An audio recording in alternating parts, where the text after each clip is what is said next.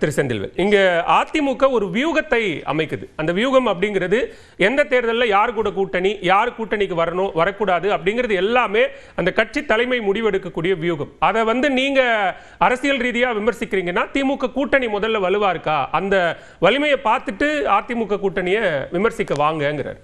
இந்த நிமிடம் வரை எனக்கு தெரிஞ்சு அதிமுகவினுடைய பொதுச் செயலாளர் மரியாதைக்குரிய எடப்பாடி கே பழனிசாமி அவர்கள் தாவேகா தங்கள் கூட்டணிக்கு வரப்போகிறது, வந்து விட்டது, கிட்டத்தட்ட வந்த மாதிரி பிள்ளையார் சொல்லி போட்டுட்டாங்க என்று சொன்னதற்கு தாவேகாவும் பதில் சொல்லலை, திமுகவும் அது குறித்து எந்த அதிகாரப்பூர்வ கமெண்ட்டையும் பண்ணலை. திமுக அது குறித்து இவர் சொல்கிற மாதிரி திமுக அப்படிலாம் யாரும் நடக்கலை. ஒரு தலைப்பாக எடுத்து விவாதிக்கிறதுனால இன்றைக்கு காங்கிரஸ் கட்சியை சேர்ந்து அனுபவிச்ச ஐயா கோபண்ணா கூட அதுக்கு பதில் சொல்கிறாரே தவிர யாரும் ஐயோ நீங்கள் அதெல்லாம் இல்லை. இதை பற்றி யாரும் கவலைப்படவும் இல்லை. முதல்ல நீங்கள் அதை பற்றி கவலைப்பட்டுக்கிட்டே இருக்கிறீங்க. ஒன்று. இன்னொன்று, நீங்கள் தான் சொன்னீங்க, ஐயா எல்முருகன் சொன்னார், ஒரு பெரிய கட்சி திமுக கூட்டணிலேருந்து எங்கள் கட்சிக்கு எங்கள் அணிக்கு வந்துருன்னு சொன்னார். சொல்லி எனக்கு தெரிஞ்சு 4-5 மாதம் ஆச்சு, இன்னும் வரல. ஐயா பேசுகின்ற பொழுது ஜி.கே. நாகராஜ் அவர்கள் பேசுகின்ற பொழுது சொன்னார்,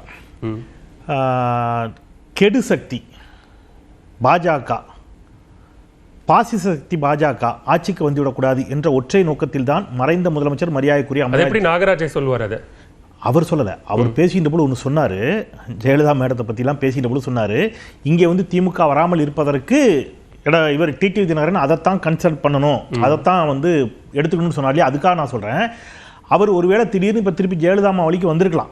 ஏன்னா கெடு சக்தி பாஜக, பாசிச சக்தி பாஜக ஆட்சிக்கு வந்துவிடக்கூடாது என்பதில் மறைந்த முதலமைச்சர் அம்மையார் ஜெயலலிதா அவர்கள் உறுதியாக இருந்தார்கள். அந்த வழியில் திருப்பி வரலான்னு ஒருவேளை அவர் நினைச்சிருக்கலாம். வாரிசு அரசியலை பற்றி பேசினார்.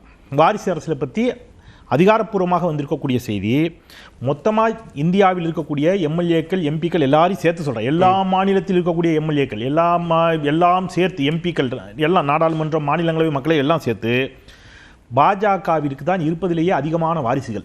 387 வாரிசுகள் இருக்கிறார்கள், எம்எல்ஏக்களாகவும் எம்பிக்களாகவும். காங்கிரஸுக்கு 285. இவங்க கூட்டணி வச்சிருக்காங்க பாருங்க. இன்னைக்கு அந்த கூட்டணி கட்சிக்கு தெலுங்கு தேசத்துக்கு 51 பேர், திமுகவில் 30 பேர் இருக்கிறாங்க. அதனால் வாரிசுலையும் இவங்க தான் முன்னணியில் இருக்கிறாங்க.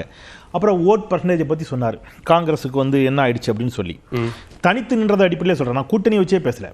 காங்கிரஸ் தனித்து நின்று நாடாளுமன்ற தேர்தலில் பெற்ற வாக்குகள், கடைசியாக அவங்க தனித்து நின்று 2014 தமிழ்நாடு முழுவதும் தனித்து நின்று அவர்கள் பெற்ற வாக்குகள் 4.4 விழுக்காடு, 4.40. இவங்க 2016 அதே மாதிரி இவங்க தனித்து போட்டிட்டு 187 தொகுதியில் போட்டிட்டு இவங்க வாங்கியது வெறும் 2.90. ஸோ பாஜகவுடைய வாக்கு இன்றளவும் வெறும் அரௌண்ட் 2.5. கூட்டணி வைத்தே இவங்க திமுக கூட்டணி காங்கிரஸ், அவங்க அதிமுக கூட்டணியில் இருந்துமே அவங்க 2.5 தாண்டலை. இவங்க 25 தொகுதியில் போட்டிட்டு 18 தொகுதியில் வெற்றி பெற்று அதே 4% மேலே வாங்கி நிரூபிச்சிட்டாங்க. மீண்டும் இவங்க 20 தொகுதியில் போட்டிட்டு 4 தான் வெற்றி பெற முடிஞ்சது. அகைன் திருப்பி அதே 2.something% நிற்கிறாங்க. ஸோ தமிழ்நாட்டை பொறுத்தளவில் குறிப்பாக சட்டமன்ற தேர்தலில் பாஜகவோடு கூட்டணி வைத்த எந்த கட்சியும் இதுவரை ஆட்சியை பிடித்ததாக வரலாறு கிடையாது. 96 முதல் 2001 வரையிலான திராவிட முன்னேற்ற கழக தலைமையிலான அரசு மிகச்சிறப்பான பல திட்டங்களை கொடுத்த அரசு தான். ஆனால் 2001 ஏன் ஆட்சிக்கு வர முடியாமல் போனது? காரணம் பாஜக கூட்டணி. அது புரிஞ்சுதான் மேடம் ஜெயலலிதா அவங்க இவங்களோட ஒட்டு வேண்டாம் உற வேண்டாம் அப்படிங்கிற முடிவுக்கு வந்தாங்க. நீங்க கடந்த சட்டமன்ற தேர்தலில் எடப்பாடி பழனிசாமி பாஜகவோட கூட்டணி வைத்தார், என்னாச்சு பார்த்தோம். கடந்த நாடாளுமன்ற தேர்தலில் பாஜகவோட அதிமுக கூட்டணி வச்சது, என்னாச்சு பார்த்தோம். இப்போ பாஜகவோட கூட்டணி வைத்த கட்சிகளுடைய நிலைமை தமிழ்நாட்டில் என்ன அப்படிங்கறத நம்ம தெளிவாகவே பார்க்கலாம். அதுதான் நாகராஜ் சொல்றாருல, கடந்த நாடாளுமன்ற தேர்தலில் கூட்டணி இல்லாம போட்டியிட்டதுனால வெற்றி பெற முடியல அப்படிங்கிற ஒரு சூழல் இருந்ததுனால அந்த வியூகத்தை சட்டமன்ற தேர்தலுக்கு மாத்துறாங்க. பாஜகவோடு சேர்ந்து கூட்டணி வைத்தால் அல்லது திமுகவை எதிர்க்கக்கூடிய கட்சிகளை ஒரு அணில திரட்டினா அது திமுகவை இன்னும் பலத்தோட எதிர்க்க முடியும் அப்படின்னு சொல்றாங்க. டேட்டாவோட தான் சொல்றேன், நான் வெறும் விருப்பின் அடிப்படையில் பேசல. டேட்டாவோடைய அதற்கு முந்தைய தேர்தலில் நீங்க அதிமுக பாஜக ஒன்னா தானே நின்னீங்க, ஆமா தானே? நீங்க ஏன் வெற்றி பெறல? நீங்க நாடாளுமன்ற தேர்தலில் தனியா நின்னீங்க, அதனால தோத்துட்டீங்க. சரி, சேர்ந்து நின்று எலெக்ஷன்ல ஜெயிச்சிருக்கணுமே, ஏன் ஜெயிக்கல? அப்போ 1+1 அப்படிங்கிறது பாஜகவை பொறுத்தளவுல பாஜகவோட சேர்ந்தா ஒரு கட்சி அதிமுக அல்லது திமுக எது வேணாலும் வச்சுக்கோங்க, ஒரு 1 இன்னொரு +1 வேற ஏதோ அது ஒருவேளை 2ஆவோ 3ஆவோ மாறலாம். அந்த இன்னொரு +1 பாஜக வந்துச்சுன்னா இந்த என்ன சொல்றது அரசியல் கணக்குல அது மைனஸ்ல தான் போய் முடிஞ்சிருக்குது. அதான் கடந்த கால வரலாறு.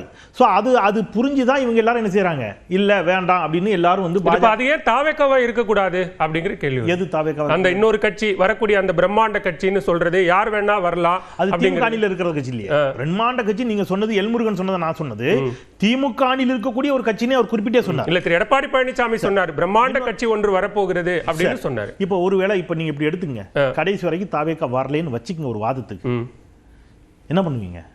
அப்ப எப்படி அரசியல் பண்ணுவீங்க? என்னன்னு பேசுவீங்க? சார் நான் ஒன்று சொல்றேன், நீங்க செல்லூராஜ் அவர்களை காரில் ஏற்றவில்லைன்னு ஒரு சர்ச்சை வெளியாச்சு. நான் அதுக்குள்ள கூட டீட்டெயிலாக போறோம்ல, அது வேற ஏதாவது உண்மையிலே பாதுகாவலர்கள் இருந்திருக்கலாம். நான் அந்த மாதிரி எடப்பாடி பழனிசாமி அப்படி தனிப்பட்ட முறையில் விமர்சிக்க விரும்பல. ஆனா இப்ப செல்லூராஜ் போன்ற முன்னாள் அமைச்சர்கள், மூத்த அமைச்சர்களுக்கு, மூத்த அதிமுக நிர்வாகிகளுக்கு சீட்டை தொகுதியே இல்லாம ஆக்கிடுவாரோ எடப்பாடி பழனிசாமிங்கிற டவுட் வந்துருச்சு அவங்களுக்குலாம். ஏன் அப்படி ஒரு ஏன்னா விஜய் மதுரையில பேசும்போது என்ன சொன்னாரு? மதுரை மேற்கு விஜய், மதுரை தெற்கு விஜய் சொன்னாரா? தாவேக்கா போட்டியிடும் அப்படிங்கிறத சொல்லிட்டாரு. அவர் மதுரையில ஏதாவது ஒரு தொகுதியில் கூட ஒரு வேளை போட்டியிட ஐடியால இருக்கலாம். இப்ப நீங்க செல்லூராஜுக்கு சீட்டை கொடுப்பீங்களா, விஜய்க்கு சீட்டை கொடுப்பீங்களா? சார் விஜய் ஒரு 134 சீட்டு கேட்பற மாட்டாரா சார் குறையாம? நான் என்ன கேட்கிறேன் சார், விஜய் நீங்க வந்து குறைத்து மதிப்பிடக்கூடாது. எனக்கு தெரிஞ்சு இன்னைக்கு தேதிக்கு அஇஅதிமுக விட பலமான சக்தி தாவேக்கா அப்படின்னு நான் நினைக்கிறேன். அப்படித்தான் எடப்பாடி பழனிசாமி. நீங்க எங்களை குறைச்சு மதிப்பிடாதீங்கன்னு சொல்லி நீங்க ரொம்ப மிகையா மதிப்பிடுறீங்களோ? இல்ல நான் உங்களை சொல்ல, அதிமுக சொல்றேன். எடப்பாடி பழனிசாமி சொல்றதுலேருந்து சொல்றேன். ஏன்னா எடப்பாடி பழனிசாமி ஒரு சீனியர் மோஸ்ட் பொலிட்டிஷியன். அவர் வந்து கருத்தியலா மாறுபடலாம், அது வேற. ஆனா அவர் வந்து அப்படி குறை மதிப்பீடு செய்ய நான் விரும்பல. அவர் தாவேக்காவிற்கு இவ்வளவு முக்கியத்துவம் கொடுக்கிறாருன்னா திமுகவிற்கு வலிமையான போட்டி தாவேக்கா தான். தமிழ்நாடு அரசியல் களம் திமுக விசஸ் தாவேக்கான்னு மாறிடும். நாம 3வது இடத்துக்கு 4வது இடத்துக்கு போனாலும் ஆச்சரியம் இல்ல. அந்த பயம் வந்துடுச்சு. அந்த பயம் திமுக விசஸ் தாவேக்கா தான் விஜய் மதுரையில சொல்லும் போது அதை மறுத்தார் திரு எடப்பாடி பழனிசாமி. தமிழ்நாட்டு அரசியல் களம் திமுக விசஸ் அதிமுக தான். அந்த ஸ்டாண்ட்ல நீ உறுதியா இருக்கணும்ல இப்போ வரைக்கும். இப்ப என்ன உறுதி இல்லன்னு எப்படி பாக்குறீங்க? உறுதி இல்ல அதுதான் நான் கூட இப்ப சகோதரர் கூட கேட்டாரு. நீங்க வந்து ஆர்பி உதயகுமார் அப்படி என்ன தப்பா சொல்லிட்டாரு. நான் திருப்பி சொல்றேன் சார், நீங்க எங்க கூட்டணிக்கு வாங்க அப்படின்னு சொல்றது வேற. அது வரைக்கும் நான் முரண்படல. சரி, ஒற்றை எதிரி பாஜக, அதன் அடிப்படையில் நாம் எல்லாரும் ஒரு அடியில் இணைவோம்னு திமுக கூப்பிடுது. ஒற்றை எதிரி திமுக, அதன் அடிப்படையில் நாம் எல்லாம் ஒரு அணியில் தருவோம்னு அதிமுக கூப்பிட்டா பிரச்சனை இல்ல. அது அப்படித்தான் இருக்கும் அரசியல், எனக்கு புரிந்து கொள்ளக்கூடியது. ஆனா நீங்க என்ன சொல்றீங்க, திருப்பி அழுத்தமா சொல்றீங்க கூட்டணிக்கு வந்துருங்க, இல்லைன்னா திமுக ஆட்சிக்கு வந்துடும், உங்களை யாராலையும் காப்பாற்ற முடியாதுன்னா அதுக்கு என்ன அர்த்தம்? ஓகே, நீங்க இல்லைன்னா தோத்துருவோங்கிறதான சார் அதோட ஸ்டேட்மெண்ட். வெளிப்படையா பச்சையா ஒத்துக்கிட்டீங்களே. அப்ப தாவேக்கா இல்லைன்னா அதிமுக வெற்றி பெற முடியாது என்று நீங்கள் சொல்லிவிட்டீர்களே என்று சொன்னால் உங்களுடைய என்ன இருக்குது உங்களுக்கு? அப்ப தாவேக்கா அதிகமான வாக்கு சதவீதத்தை அஇஅதிமுக விட வைத்திருப்பதாக எடப்பாடி பழனிசாமி நம்புகிறார் அல்லது அஞ்சுகிறார்.